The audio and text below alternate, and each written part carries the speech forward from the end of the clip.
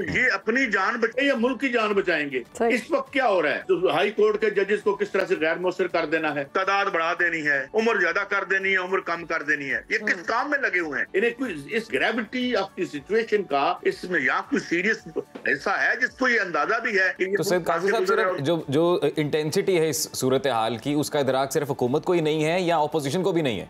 Opposition को भी नहीं है। मैं आपको बताऊं, मिसाल के तौर पर जो खान साहब का जो एक चॉइस था लोगों का, हमाद अजहर साहब को क्या पता मैशत क्या होती है, वो अच्छी तरह जानते हैं कि उनकी जाती मैशत कैसी है। इतनी इन्फ्लुएंशियल हो सकती है कि अपने तय ये भी चले लॉबिंग करते हैं, सारी पार्टी जाके लॉबिंग करती हैं, ये भी कर रही होगी। लेकिन क्या ये इतने इन्फ्लुएंस हैं कि 7 बंदे इनके मुखालिफ वोट दें और बाकी जो है वो इनके हक में वोट दे दें? वो अपना पार्लियामेंट, और उसका कोई फर्क भी नहीं पड़ता। हमें ज्वाइन किया है सीनियर तज्ज़ियाकार है सैयद काजी साहब, बहुत शुक्रिया आपके वक्त का काजी साहब। काजी साहब, ऑक्सफोर्ड यूनिवर्सिटी के चांसलर के इलेक्शन 4 अक्टूबर को होने जा रहे हैं। बानी PTI भी इसके उम्मीदवार हैं, मगर उनके खिलाफ एहतजाज शुरू हो गए हैं और ये कहा जा रहा है कि एक सजा याफ्ता शख्स चांसलर का इलेक्शन लड़ना कैसे मुमकिन है कि वो लड़ सकता है? इस एहतजाज से बानी PTI का आलमी सतह पर आप समझते हैं कि इमेज खराब होगा या मुतासिर होगा? देखिए, यहाँ पर तो जमानतों पे बाहर लोग इलेक्शन लड़के प्राइम मिनिस्टर भी बन गए, तो कोई ना रेपुटेशन खराब हुई ना कोई और कुछ हुआ। और ये नॉन इश्यूज हैं, दो चांसलर बन जाए तो क्या होगा, ना बने तो क्या होगा। अपना घर देख, अपने हालात देखें। अभी आप क्या तबसरा कर रहे थे बलूचिस्तान के हवाले से, तो बात बड़े पैटी लेवल पे चीजों को एक ऐसे वक्त में जब पाकिस्तान का सबसे तारीख का ये क्लीशे भी है, हम बड़े नाजुक दौर से गुजर रहे हैं। अच्छा भाई, हुक्मरान तो कभी नाजुक दौर से नहीं गुजरे, वो तो जहाज में बैठ समुद्र के ऊपर से गुजरते हुए अपने महलों में चले जाते हैं। मुल्क अलबत्ता नाजुक दौर में रहता है। तो अब बात ये है, क्या इस वक्त पाकिस्तान का मसला ये है कि ये इमरान खान चांसलर बनते हैं या नहीं बनते? सही मसला ये है कि 4 टके कहीं से मिलेंगे, रोल ओवर होगा, और अगर वो हो भी जाता है तो उसके बाद क्या होगा? क्योंकि वाहिद जरिया तो हमारा कर्ज है। उधर जो है 20 अरब रुपए जो है, अभी मैं खबर देख रहा था ब्रदर मोहम्मद मीर की कि वो PTI के MNAs को ऑफर हो रहे हैं तरक्याती फंड के हमारे पास आ जाएं। इस लेवल पे यानी हालत ये है कि we are at the brink of precipice. जो सीरियस इकोनॉमिस्ट हैं या पॉलिटिकल इकोनॉमिस्ट हैं, वो बाज़ औक़ात मेरे प्रोग्राम में उनकी आंखों में आंसू आ जाते हैं मुल्क की कहानी सुनाते हुए, मगर हम चांसलर पे रुके हुए हैं, चांसलर बनेंगे नहीं, और बन गए तो फिर क्या होगा? एक चांसलर हेड होता है तो किंग है, तानिया का जो किंग है, बस वो प्रोटोकॉल ही है। उसके बारे में एक मशहूर है वहां पे कि चार्ल्स के बारे में उसके जो मुखालफीन है या मोनार्की के जो मुखालफीन है, कहते हैं कि यार ये एक अजीब सा आदमी वेला फिर रहे हैं, इनको नौकरी दो।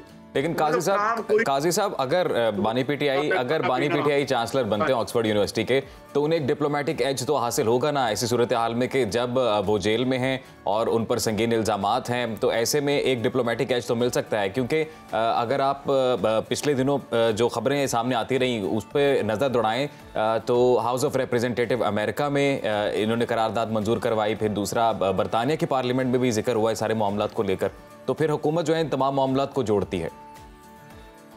देखिए, इतनी इन्फ्लुएंशियल हो सकती है कि अपने तय ये भी चले लॉबिंग करते हैं, सारी पार्टी जाके लॉबिंग करती हैं, ये भी कर रही होगी।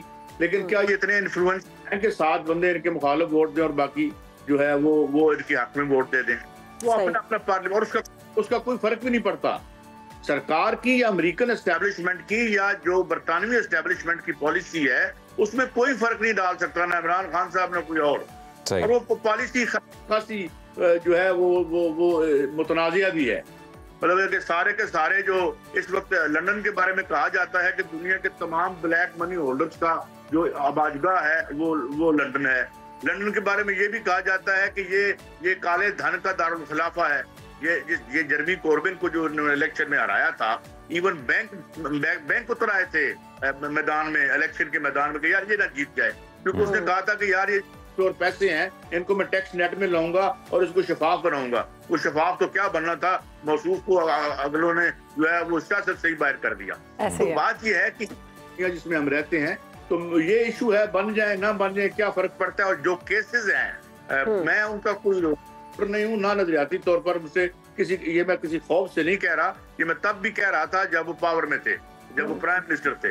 Don't think he has got any solutions and kind of a team that he has. वो इस वक्त इतनी डायर सिचुएशन है, इतनी डायर सिचुएशन की बातें और हो रही हैं। ये तो कहते हैं ना टेक्नोक्रेटिक गवर्नमेंट बनाएंगे, बड़े सीरियस हल्के ये बात कि यार इन नालायकों को तो दाएं बाएं करें, इमरान खान को भी छोड़ें, इस मुल्क को क्लियर कैसे करें, कैसे निकाल के काजी साहब, इसी से रिलेटेड अभी हम शहबाज शरीफ और उनके अहम इत्तेहादी पीपल्स पार्टी के सामने हो चुके हैं। गुज़श्ता रोज़ बिलावल भुट्टो ने वफाक की कारकर्दगी पर अदम एतमाद का इजहार भी किया और कहा कि कोई वफाकी इदारा जो है ना वो मुकम्मल तौर पर ठीक काम नहीं कर रहा, वो सेटिस्फाइड नहीं है। अभी एकदम से बिलावल भुट्टो को कैसे ख्याल आ गया कि मैंने इस बारे में बात भी करनी है कि क्या कोई इदारा काम भी कर रहा है कि नहीं कर रहा? क्योंकि इससे पहले जब भी कोई मीटिंग्स होती हैं, जब भी कोई बड़ा फैसला करना होता है मुल्क के लिए, तो वो बड़ा सेफ खेलते हैं पीपल्स पार्टी वाले लोग। देखिए, पहली बात ये ज़हन में रखें कि 70-80 के बाद जब से ये नई लीडरशिप आई है जरदारी साहब की, पीपल्स पार्टी की मुस्लिम लीग नून से दोस्ती भी जाली है और दुश्मनी भी जाली है। एक दुश्मन इसमें दोनों इकट्ठे हैं। मिसाल के तौर पर जरदारी साहब ने क्या पोजीशन ली या बिलावल भुट्टो साहब ने, इस वक्त गली गली मोहल्ले में लोग बिजली के बिल लेके चिल्ला रहे हैं, चीख रहे हैं, तड़प रहे हैं, खुदकुशियां कर रहे हैं, बच्चों को मार के खुदकुशियां कर रहे हैं। एक बयान दिया, सब के सब 40 खानदानों के तहफ़्फ़ुज़ में लगे हुए हैं। ये इनकी असली दोस्ती है, ये इनकी असली जंग है, और वो जंग है जो अवाम के खिलाफ इन्होंने बपा कर रखी है, एक माशी दहशतगर्दी। इसमें क्या बिलावल भुट्टो साहब का बयान आया? बिल्कुल नहीं। तो फिर सईद काजी साहब, आप क्या कह रहे हैं कि टेक्नोक्रेटिक सेटअप को आ जाना चाहिए? मैं कुछ ऐसा नहीं कह रहा, ये मेरी राय। मैं तो एक लेफ्ट का आदमी हूँ, मेरी नजरियात और हैं, और हमारे नजरियात में वक्ती तौर पर पसपा हैं, मगर हैं वही होगा तो कुछ ठीक होगा। मगर मैं ये कह रहा हूँ कि ये तो ये कह रहे हैं, मैं ये कह रहा हूँ कि कितना लेवल है कि आप जो है आपके डिफॉल्ट को मौखर करवा रखा है आलमी ताकतों ने, कर रहे। सऊदी अरब के पास, मैं डॉक्टर इकराम उल हक से बात हो रही थी, तो कहते हैं सऊदी अरब को कहते हैं रोल ओवर दे दे, कहते हैं पहले चाइना से ले लो, चाइना के पास कहते हैं IMF से ले लो, IMF के पास कहते हैं पहले ये करो। तो अभी अक्टूबर की बात हो रही है। फिर तो मसला सियासी जमातों का है सर। सारी पॉलिटिकल जो पार्टीज हैं, जब वो सियासत को जीरो सम गेम के तौर पर लेंगे कि जो अपोजिशन है वो बिल्कुल भी उसका जो है उसको ख़त्म ही कर देना चाहिए, तो फिर तो मामलात ऐसे ही रहेंगे, फिर तो लड़ाइयाँ ही चलती रहेंगी, फिर कहाँ पे मुफाहमत होगी? देखें, जब आप इन टोटलिटी मेरिट को अपने समाज और निजाम से बाहर निकाल देते हैं, इसको नहीं पता कि ये वेंटिलेटर पे लगी हुई है ये हुकूमत। मुझे बताएं, एक थापड़ा पीछे से हटे तो ये सर के बल होंगे, ये अपनी जान बचाएंगे या मुल्क की जान बचाएंगे? इस वक्त क्या हो रहा है? तो हाई कोर्ट के जजेस को किस तरह से गैर मौसर कर देना है, तादाद बढ़ा देनी है, उम्र ज्यादा कर देनी है, उम्र कम कर देनी है, ये किस काम में लगे हुए हैं?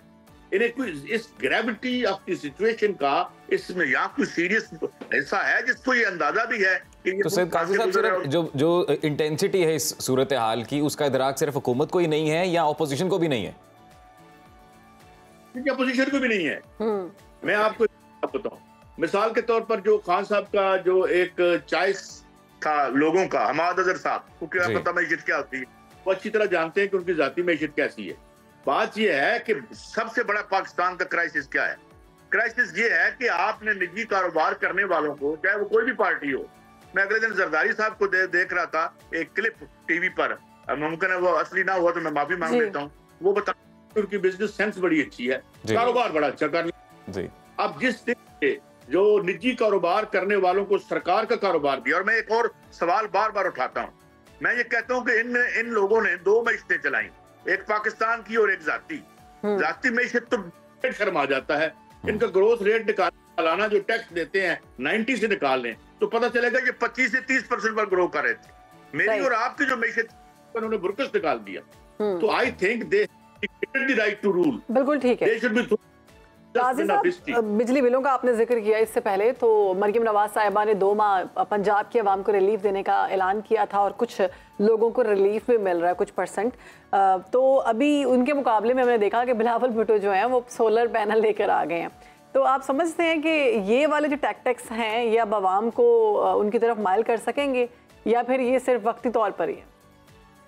देखें, मैं आपको जाती तौर पर बताता हूँ, मेरे अजीज हैं जो जो जो जिसे ग्रीन मीटर कहते हैं वही नहीं मिल रहा, सिफारिश करानी, रिश्वतें देनी पड़ती हैं। मसला क्या है? मसला ये है कि 40, 45 या 48 हजार मेगावाट हम खरीद चुके हैं। मिल हमें जो है वो 13 रही है, पैसे हम 40 के ऊपर से दे रहे हैं। जिनको पैसे दे रहे हैं उनका मामला ये है कि अगर मेरे हाथ नजर आ रहे हो, ये हाथ पैसे उठा के साथ को दे देता है। खुद इनकी रूलिंग फैमिलीज की अपने IPPs हैं, और हमारे जो वजीर मौसूफ हैं वो बार बार आके हमें खुशखबरी देते हैं कि हम इनको हाथ नहीं लगाएंगे, और ज़ाहिर नहीं लगाएंगे क्योंकि उनको जिनने वजीर लगा रखे हैं उनके तो अपने IPPs हैं। बिल्कुल। तो काजी साहब फिर मसाइल का हल जो है वो क्या है? मसाइल का हल फिर सियासी रहनुमाओं की तब्दीली में है या पॉलिटिकल सिस्टम की तब्दीली में है? और अगर पॉलिटिकल सिस्टम की तब्दीली में है तो क्या पार्लिमानी जमहूरियत में ही इसका हल है? देखिए, है तो जमहूरियत में हल, मगर सवाल ये है कि जिस चीज का नाम इन्होंने रखा है वो जमहूरियत है। ये 8 मई को यहाँ जमहूरियत थी, 8 मई को यहाँ जमहूरियत हुई थी। क्या ये वाकई जीते हुए हैं? सर 8 फरवरी है, माफी चाहता हूँ। जो पतन की रिपोर्ट आई है सरवर बारी साहब की, वो मैंने तो नहीं दी, और वो सरकारी डाटे से उठाई थी, किसी ने नाम लिया। तो भाई बड़े बड़े स्केल्टन्स हैं, मगर इनको अब जाग जाना चाहिए। मैं उसकी एक वजह बताता हूँ जी, गौर कीजिएगा। तो यहाँ पे ये खबरें नहीं आ रही। आपको श्रीलंका का पता है जी, आपको कीनिया का पता है जी, आपको बांग्लादेश का पता है, आपको ये नहीं पता कि 22 तारीख को इंडोनेशिया में क्या हुआ। वो भी पार्लियामेंट में जाके घुस गए थे। मैं खुदा की जानता है कि मैं किसी को ये अंगेज नहीं दे रहा कि ये हम करें ना, इसको होना चाहिए, मगर ये सिचुएशन कौन क्रिएट कर? सिचुएशन बिल्कुल, जब हालात तंग तो सिचुएशन इस तरफ जाती। काजी साहब, वक्त की किल्लत है, जाते जाते वन लाइनर, बलोचिस्तान में जो एक सूरत हाल है इस वक्त, उससे मुताल्लिक आप क्या कहेंगे? बलोचिस्तान में मेरी कल भी बात हो रही थी अपने प्रोग्राम में, 2 ही हल हैं। एक तो आयरन हैंड से, एक बात याद रखें, जो पंजाबी मेहनतकशों को कत्ल करता है बलोचिस्तान में, वो बलोचों का भी दोस्त नहीं है। सही, क्योंकि बलोची गरीब और इस्तेसाल ज़दा आदमी या पंजाबी इस्तेसाल ज़दा आदमी, उनका एक तबका है, वो एक क्लास है, लिहाजा ये डिवीजन की जा रही। नंबर 1। नंबर 2, असल मसला ये है कि जो आप अरबों रुपए देते हैं, क्या वो नीचे ट्रांसलेट होते हैं? उनके अपने कवानीन। अगर इस्लामाबाद या सेंटर ने इसको बलोचिस्तान को इग्नोर किया, तो उनकी अपनी रूलिंग एलीट जो है उसका तबकाती मेयार देखें और आम बलोची का मेयार देखें। तो बलोच हो, पंजाबी हो, तमाम नेशनैलिटीज जितनी भी हैं, उनका इस्तेसाल करने वालों की एक ही कौम है, और जिनका इस्तेसाल हो रहा है वो एक ही कौम है। ये रियलाइजेशन हो, पॉलिटिकल मूवमेंट्स बने और अपने लोग आईनी हक मांगे। आइन में हर किस्म की चीज एनश्राइंड है 1973 के कॉन्स्टिट्यूशन में, आर्टिकल 1 से लेकर 40 तक। वो उसको इन्होंने हेल्ड इन अबेयंस रखा हुआ है, सस्पेंड किया हुआ है। तो सियासी तहरीकें चाहिए और अवाम को अपने लीडर अपने तबके से चाहिए। ये बिलियनर्स का जो म्यूजिकल चेयर है ना, अरबपतियों का जो म्यूजिकल चेयर है इक़्तिदार का, ये इससे हम निकलेंगे तो ये बच पाएंगे और हम आगे बढ़ेंगे। ठीक है, सबसे निकलना होगा। बहुत शुक्रिया काजी साहब, आपने में वक्त दिया सुनो पाकिस्तान में, और आप मुल्क की सूरत हाल पर कि इस वक्त क्या सब कुछ चल रहा है हमारे मुल्क में।